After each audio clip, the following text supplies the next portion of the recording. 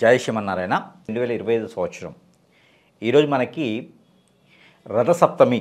రథసప్తమి అంటే తెలుగు రాష్ట్రాలు అందరికీ తెలిసిన విషయమే. హిందువులకి అందరికీ అన్ని మతాల వాళ్ళకి కూడా రథసప్తమి అంటే అందరికీ తెలిసిందే.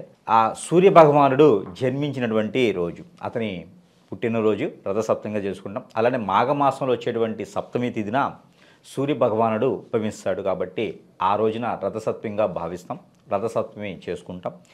ఈ రథసప్తమి రోజు 4వ తారీఖు అవ్వటం విశేషం, ఫిబ్రవరి 4వ తారీఖు అవ్వటం మరి విశేషం. అలా ఎందుకు అంటే ఈ ఫిబ్రవరి 4వ తారీఖు మంగళవారం అవుతుంది కాబట్టి సూర్య భగవానుడికి మంగళవారం అలానే ఆదివారం అంటే చాలా ఇష్టం. అలానే మనకి ఈ రథసప్తమి రోజు సప్తమి తిథి 4వ తారీఖున ఉదయం 3:45 వచ్చింది. అలానే మనకి 5వ తారీఖు వరకు కూడా ఈ సప్తమి తిథి అనేది కొనసాగుతుంది. ఆ రోజున మనకి అశ్విని నక్షత్రం కూడా ఒకటి ఉన్నది.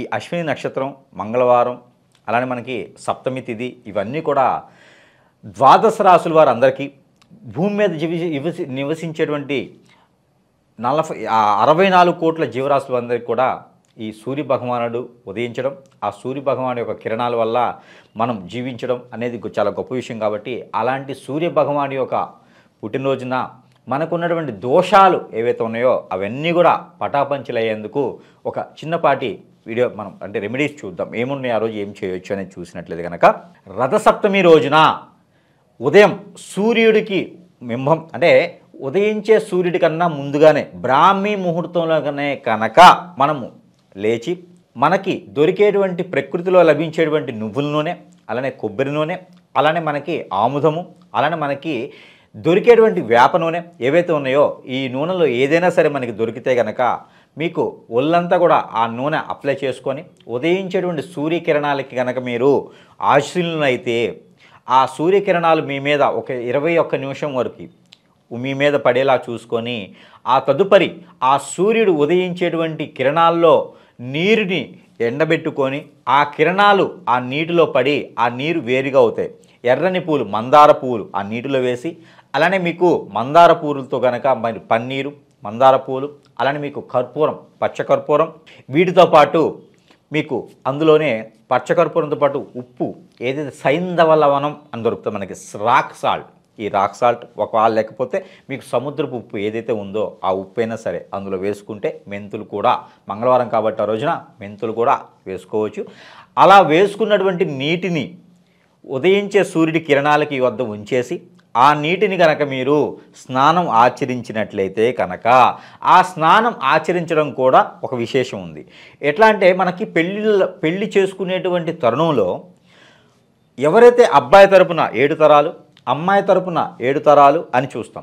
అలానే మనకి 7 తరాల్లో ఉన్నటువంటి పాప కార్యాలు ఏవైతే ఉన్నాయో 7 తరాల్లో మనం తెలిసి తెలియకుండా చేసినటువంటి ఏవైతే చెడు ఉన్నదో 7 తరాల వాళ్ళు ఎవరైతే ఉండకుండా జీవించకుండా ఉన్నటువంటి వాళ్ళు మన పూర్వీకులు ఎవరైతే ఉన్నారో వీళ్ళందరూ శాంతించేందుకు స్వర్గద్వార దర్శన నిమిత్తం కూడా ఆ రోజు క్రియలు ఉంటాయి.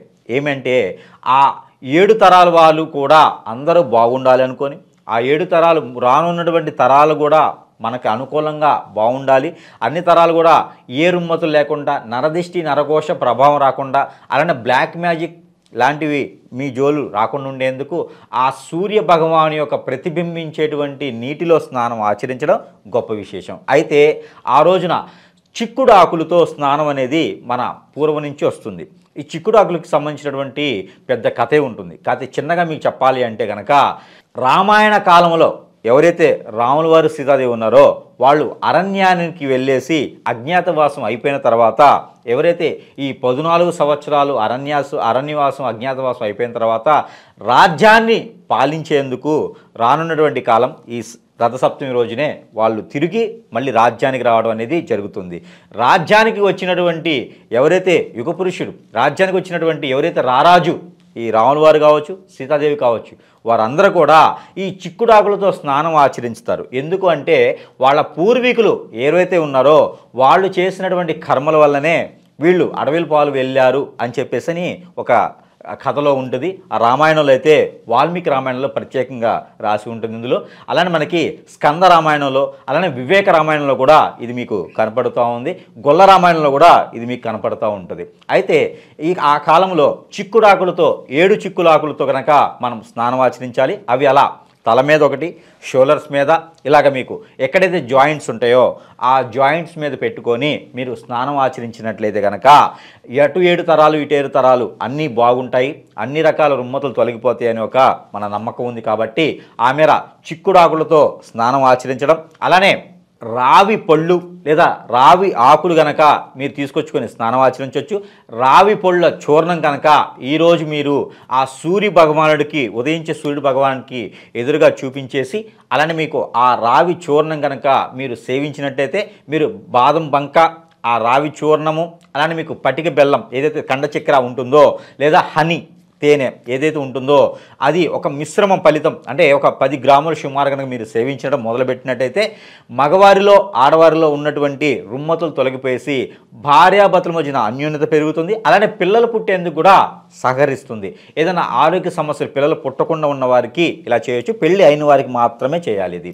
ఇలా ఆచరించడం ద్వారా, అలానే రథం ముగ్గు అనేది మనం చిక్కుడు గింజలు అలానే చిక్కుడు కాయలతో కూడా రథాన్ని ముగ్గు వేసి ఆ రథం ముగ్గు మీద ఆ సూర్య భగవాన్ యొక్క చిత్రపటం పెట్టేసి ఆ సూర్య భగవానుడికి గోధుమలతో కానీ జొన్నలతో చేసినటువంటి పదార్థం, తీపి పదార్థం, బెల్లము లేదా చెరుకు రసం వేసి ఆ గోధుమ పిండి లేదా గోధుమలతో, గోధుమ రవ్వతో చేసినటువంటి పదార్థాలు ఏవైతే ఉన్నాయో అవి నైవేద్యం పెట్టడం ద్వారా మీకు ఉన్నటువంటి గ్రహరీత్యా దోషాలన్నీ తొలగిపోయేసి, అలానే మీకున్నటువంటి జాబు కావచ్చు, జాబుల వెసులుబాట్లు, ఆర్థిక స్థితిగతులు అన్నీ ఉండేలాగా ఆ శని భగవాన్ యొక్క కృపా కటాక్షాలు కూడా మీ మీద ఉండేందుకు. ఎందుకంటే శని భగవానుడికి రవి భగవానుడికి పడదు, వాళ్ళిద్దరు కూడా తండ్రి కొడుకులు అనమాట.